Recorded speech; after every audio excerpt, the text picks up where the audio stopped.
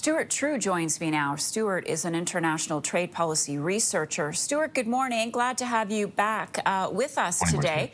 There's lots to unpack here as the Prime Minister is really walking a tightrope, dealing with issues like affordability, and at the same time, trying to come up with a trade deal. So how does he square that circle? What are you expecting to hear from him tonight on that?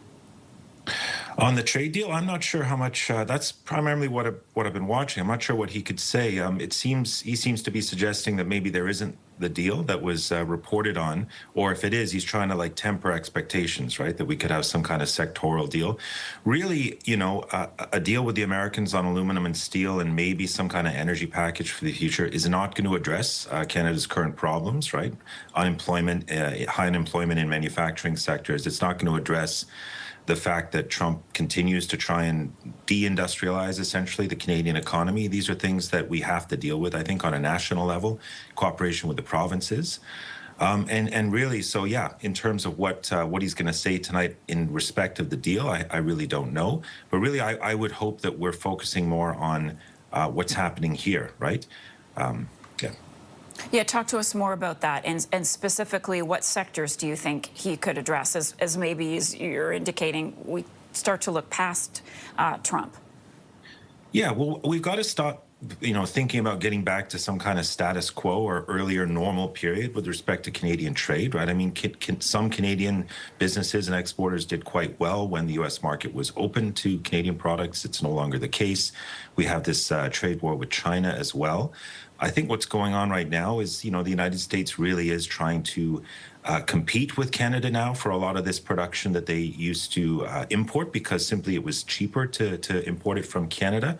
So those days are over, and we have to start thinking about the real crisis in the auto sector that creates, the crisis for our lumber industry, our value added, and thinking about a more national approach. Focusing on value added here in Canada and focusing on support in the immediate for these workers who are going to be let go. The Ingersoll, Ontario news is just terrible.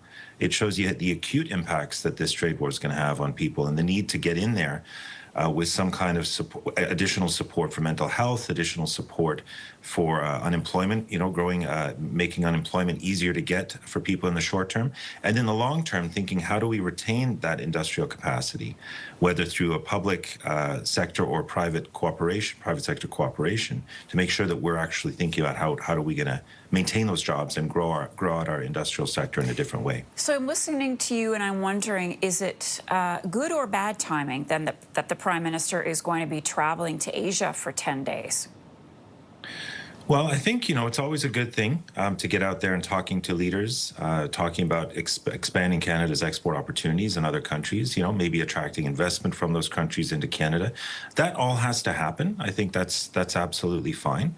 I just don't think that's going to provide in the short term the relief that the workers here need.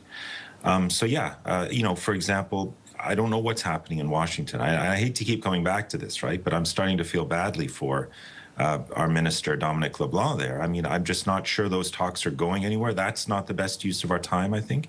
Going to Asia, sure, that does work. It's going to drum up business. And if that does happen, that's good news. But in terms of the United States, I think we should treat them as a lost opportunity at this point, maybe pull back, show them that we're not so eager for a deal. And start focusing on how we're going to upgrade our own economy here for the long term. Stuart, thanks so much for taking the time to speak with us today. Stuart Trew is an international trade policy researcher at the Canadian Centre for Policy Alternatives.